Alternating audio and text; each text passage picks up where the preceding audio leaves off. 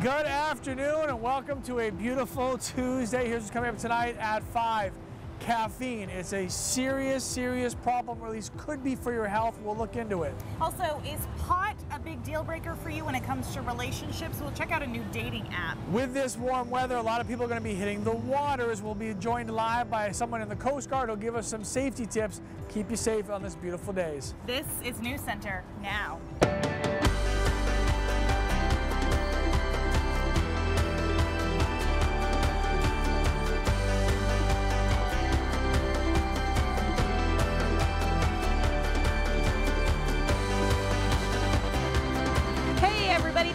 For joining us. The sun is out and so are we. I tell you what, when you're cooped inside, as long as we Mainers are cooped inside, as soon as that big yellow thing shows up, it's like we're going outside. The minute you don't need a jacket. Absolutely.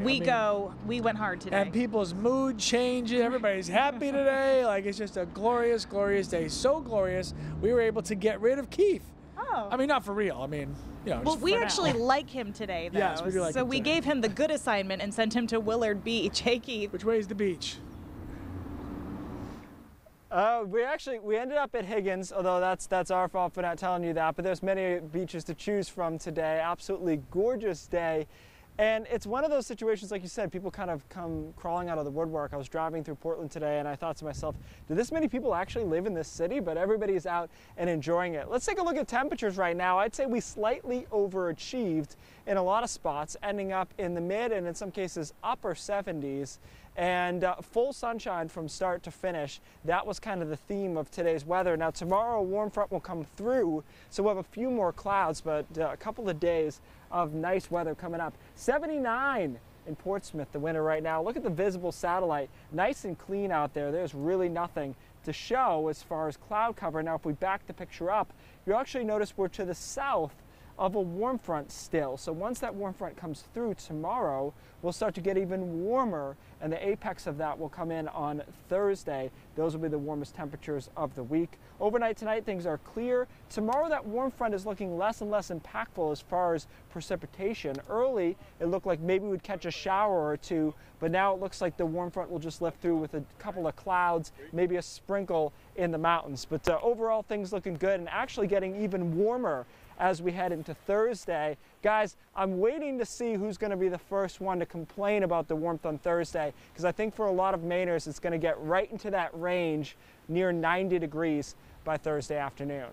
All right, sir. Well, that's a complaint I can handle for now, right? I mean, you guys are talking about this weather. We can hear you. Susan says it's perfect. I'd be happy if it never got one bit warmer. Hey, please? Yep, Kimberly agrees, saying it is perfect weather today. We kind of agree. Absolutely.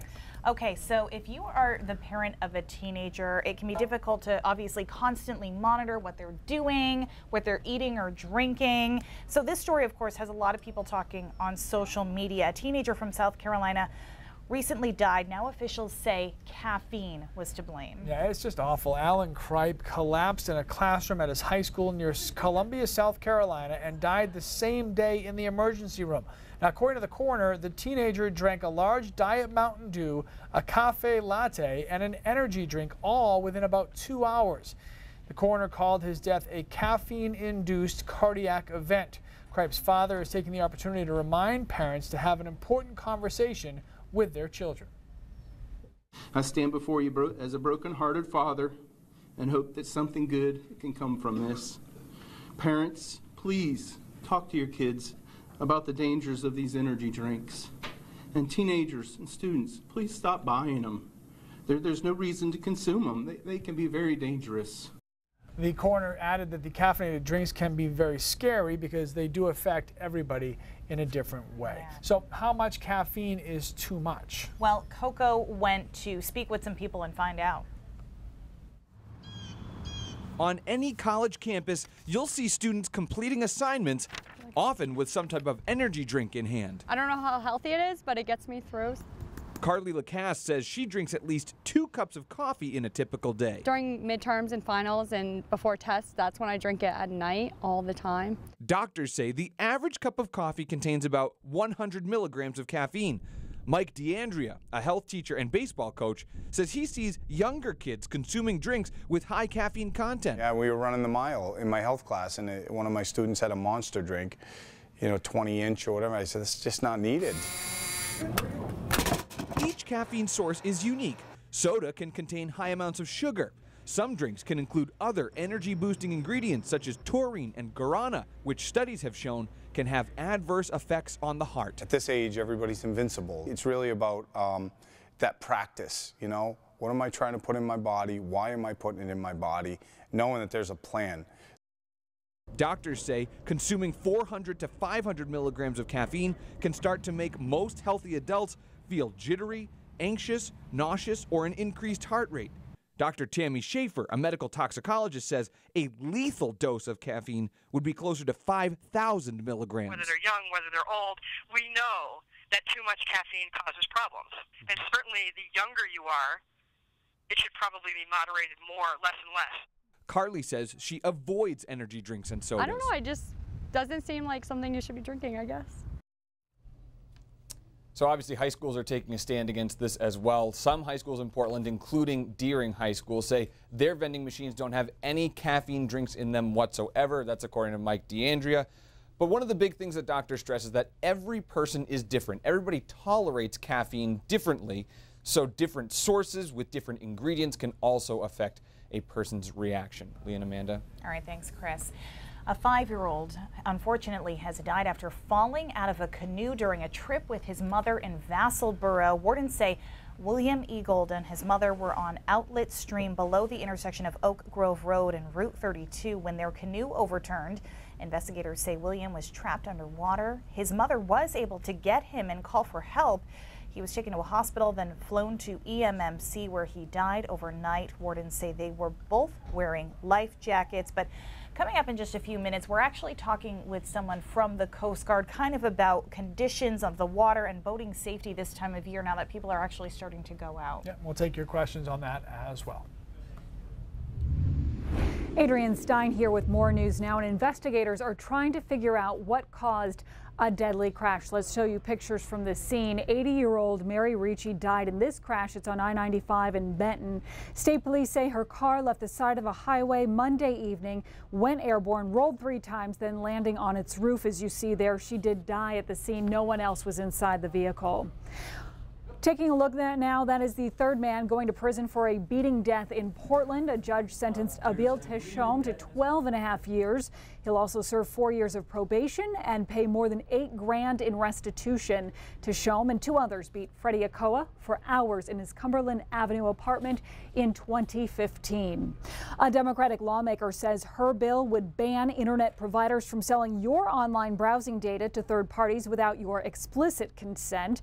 Maine is just the latest state to take up this measure to enhance internet privacy. Of course, last month, President Trump signed a law that could allow internet providers to sell information about consumers' online browsing habits. Senator Shenna Bellows is sponsoring this bill along with 2 other Republican lawmakers. And coming up at 5:30, we're going to take you to a company that's already refusing to sell your browsing data, guys. All right, thanks, Adrienne. Hey, Maine lawmakers also not considering making the switch to Atlantic time anymore, partly because New Hampshire senators killed their bill. Atlantic time zone would make daylight savings permanent, no more changing those clocks back.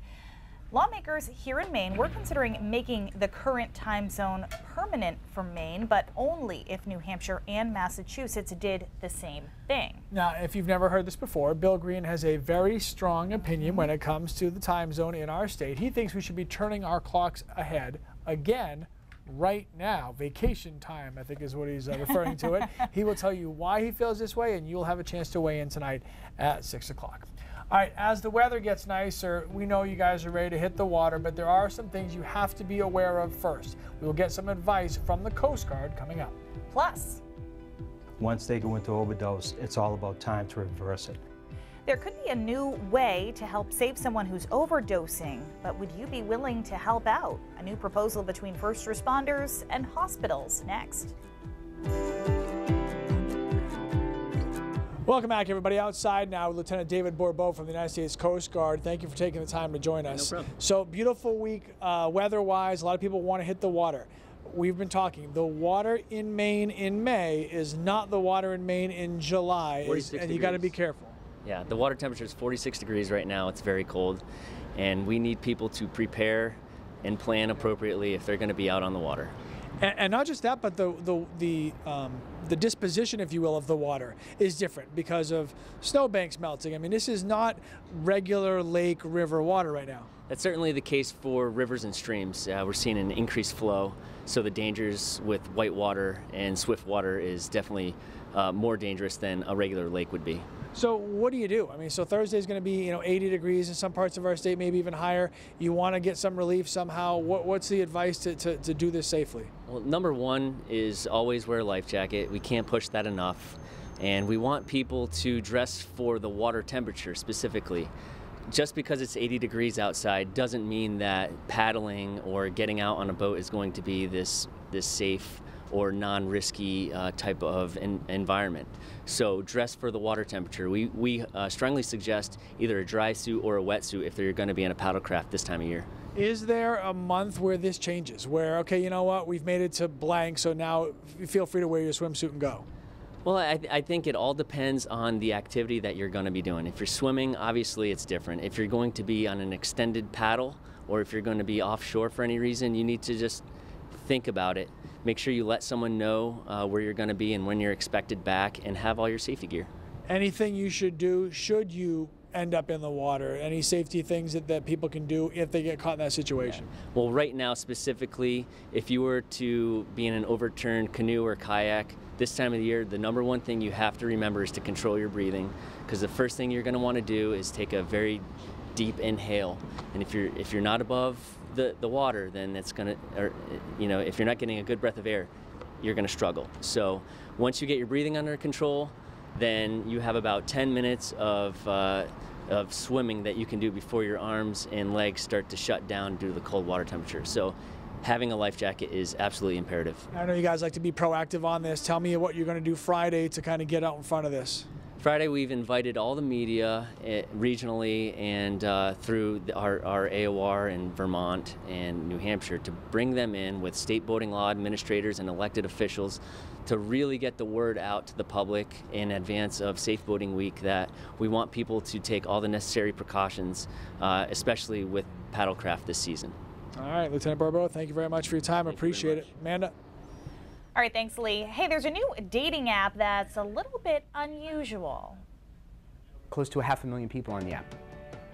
And there is one common factor drawing people to look for a partner. We'll tell you what it is. Plus, after giving us days and days of gray, rainy weather, Keith is a little more popular today. As the opioid crisis continues to spread, officials are looking for new ways to get people the help they need. And one new approach in New England puts a life-saving drug in the hands of everyday people. But there is a catch to this. You have to be willing to help a complete stranger. Police in Massachusetts recently tested out this idea. Take a look. I've never seen anything hit a community this fast. Central Square in Cambridge, lined with parking signs and bike racks. And because of the opioid crisis, maybe one day this, too. Punch in the code, you open the box. A 4-digit code from a dispatcher that would give you access to a lockbox on the street. Inside, the life-saving drug Narcan. Once they go into overdose, it's all about time to reverse it. Those behind the idea, including Cambridge police and doctors at Brigham and Women's Hospital, say it's an innovative approach to what's becoming more of a problem. Opiates act quickly, and with the new synthetics that are on the market, they work within seconds. And it only takes seconds to administer the drug that comes in a nasal spray. Just tilt the patient's head back and just squirt it up their nose. But the question is, would bystanders with no medical training stop to do it? That would be the best thing in the world to do for anybody. So I would totally help someone out. More than 50 actually stopped during their first test in Central Square. What they say is a positive sign for the boxes that may be a sign of the times, but a logical solution given the times first responders are facing. There's an inherent delay in the system, and if we can get that medication to a patient who's suffering an opiate overdose sooner, we have the potential to save a life.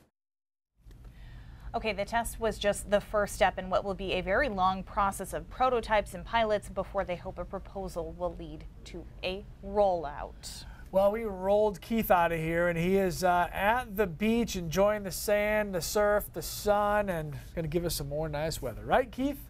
Bring it on. Yeah, this is the beginning kind of a pattern shift that was much heralded after a really nasty, really 2 weeks of kind of off and on nasty weather. And we're going to lock now into a couple of days of nice weather, and then we're going to get downright hot as we head into later on in the week, and that may polarize some people as to whether or not they enjoy it. Out on Higgins Beach today, though, seems to be no complaints thus far. And you know, to the point Lee was talking earlier about, there are people out here wading in the water, and keep in mind how cold this water really is. Something to think about when you get out there.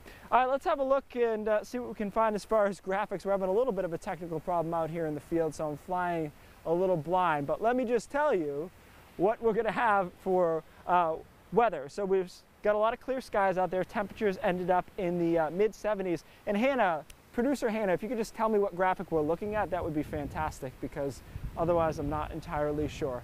All right, visible satellite, that's what we're looking at. So it is nice and sunny across the state. I thought that today would be the sunniest day from start to finish. We'll see a few more clouds as we head into tomorrow as a warm front moves on through. And that's going to give us the clouds, but not much in the way of shower activity. That's the good news. We're actually on the north side still of a warm front, so it's going to get increasingly mild and a little bit more humid as we head through the day on Wednesday, and again getting warmest as we head into Thursday. That's when high temperatures could get into the upper 80s, and a few occasional 90s are going to be a possibility.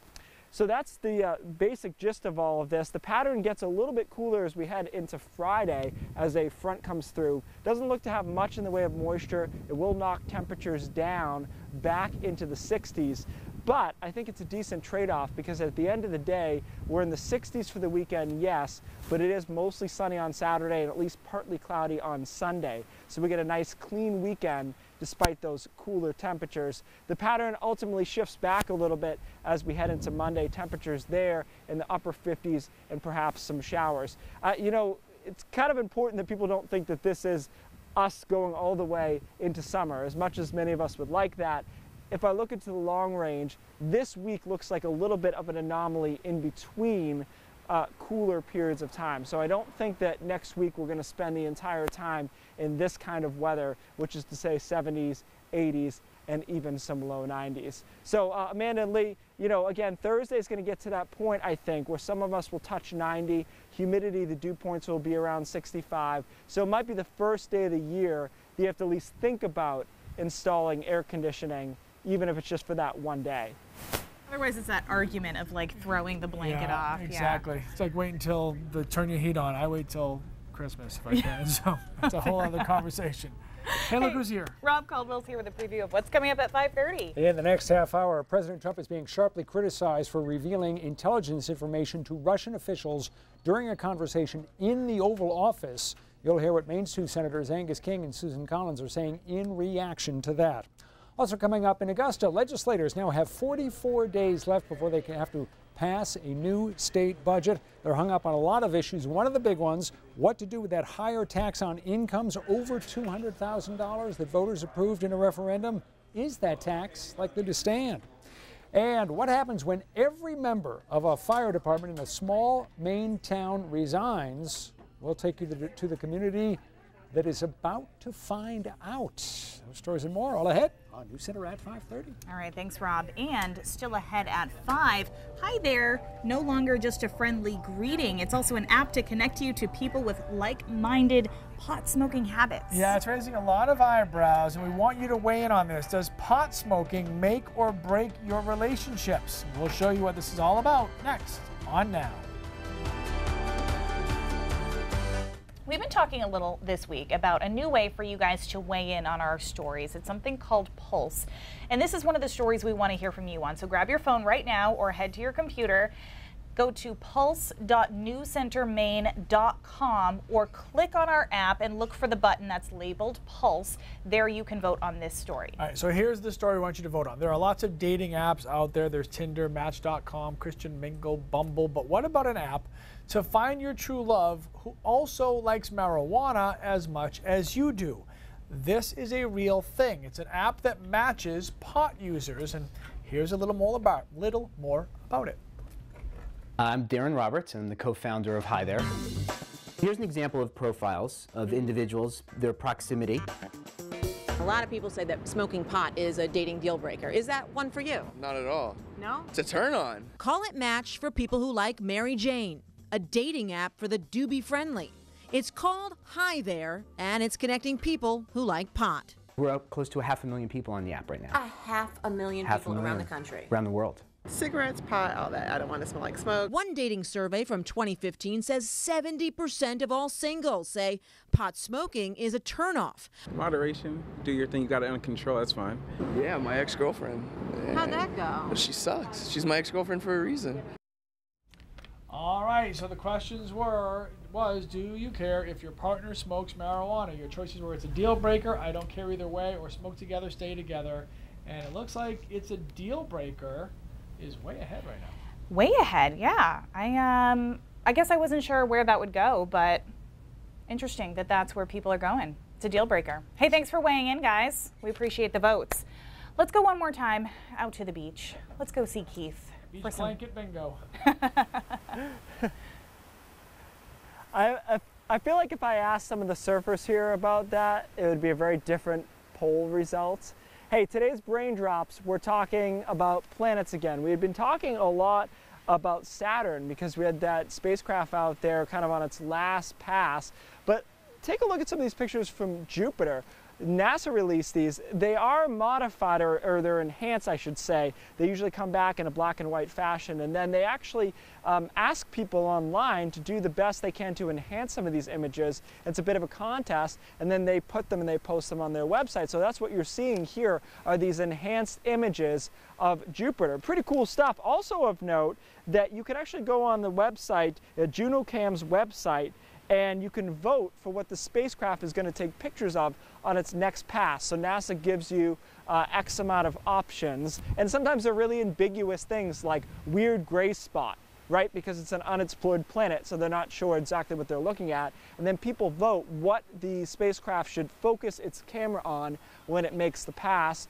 The one with the most votes is what it does, and then they release all the pictures in the next batch and the next update. So kind of, you know, what we're doing on the screen just now with that poll result, doing the same thing with space exploration, which I think is really forward-thinking and awesome. So guys, if you get a chance and you want to get to that level of nerd, just check that website out and you can vote for what the spacecraft will take pictures of. Almost as important as what we're voting on here. I'm going to be staring at the planet Sun. 5:30 starts right now.